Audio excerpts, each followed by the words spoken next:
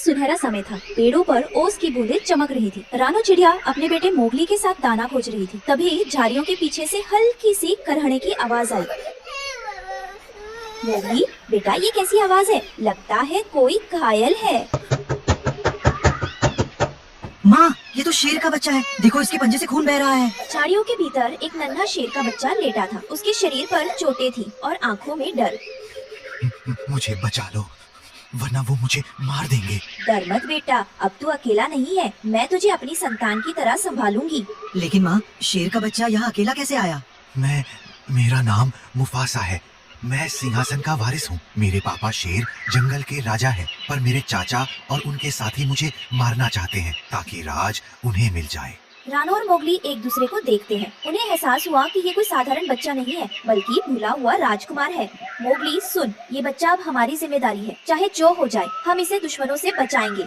हाँ माँ, इंसान की तरह जंगल में भी सत्ता के लिए खून बहाया जाता है, लेकिन हम इन्हें ऐसा करने नहीं देंगे। जंगल के अंधेरे कोने में कालू कौआ और चलाक लोमड़ी और भुल्ला चील गुपचुप बैठकर बात कर रहे थे। अगर ये शेर का बच्चा जिंदा रहा तो एक दिन राजा बन जाएगा, फिर हमारा क्या होगा? सही कहा, हमें उसे ढूंढ कर खत्म करना होगा, तभी तो सिंहासन उसके चाचा को मिलेगा और हमें उसका इनाम। चुप रहो तुम दोनों।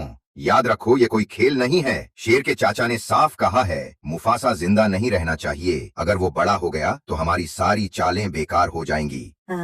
ठीक है भुल्ला भाई, आप जो कहेंगे वही करेंगे। बस एक मौका दो, मैं उस नन्हे शेर को ढूंढ निकालूंगी। ध्यान रखना, असफल हुए तो चाचा खुद तुम दोनों की खाल उधेड़ देंगे। रात का समय था। कालू कौआ आसमान के चक्कर काट रहा था और लोमड़ी झाड़ियों के बीच अपनी चालाक आंखों से इधर उधर झांक रही थी। लोमड़ी बहन, ये शेर का बच्चा कहीं तो छिपा है। मुझे तो शक है वो छोटी रानो चिड़िया कुछ छुपा रही है।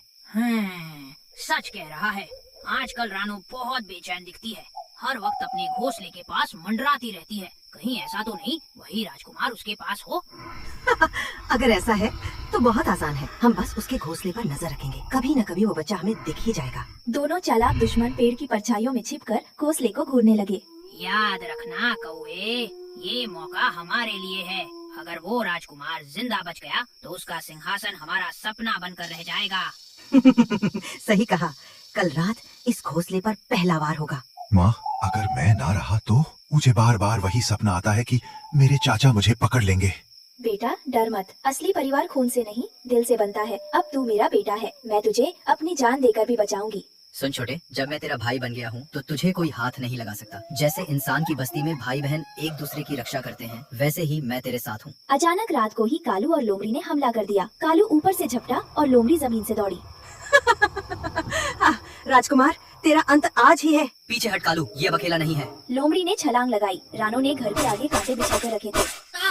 ये नन्ही चिड़िया मेरी आँख फोड़ देगी क्या? हाँ, क्योंकि ये बच्चा अब मेरा है। लड़ाई के बीच शेर का बच्चा कांप रहा था, मगर मोगली और रानो की बहादुरी देखकर उसने साहस जुटाया। मैं डरूंगा नहीं, मैं शेर सिंह का बेटा हूँ। कालू और लोमड़ी मिलकर मोगली पर टूट पड़े। मोगली गिर पड़ा, रानो घायल हो गई। ना माँ, मैं हार नहीं सकता। ये लड़ाई सिर्फ हमारे लिए नहीं, पूरे जंगल के लिए है। तभी मुफासा ने पूरी ताकत से करस लगाई। हार सुनकर पूरा जंगल गूंज उठा। नहीं, ये तो सच में शेर का खून है। अगर ये बड़ा हो गया तो हमारा अंत हो जाएगा। मोगली ने भाले से कालू को पटक दिया। मुफासा ने अपनी नन्ही दांतों से लोमड़ी को काट दिया। दुश्मन घायल होकर भाग खड़े हुए।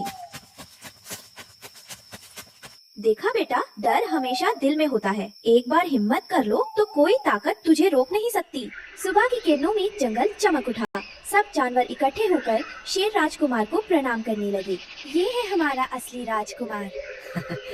आज से तू अकेला नहीं, तेरी माँ बहन यहाँ है और तेरा भाई मैं हूँ।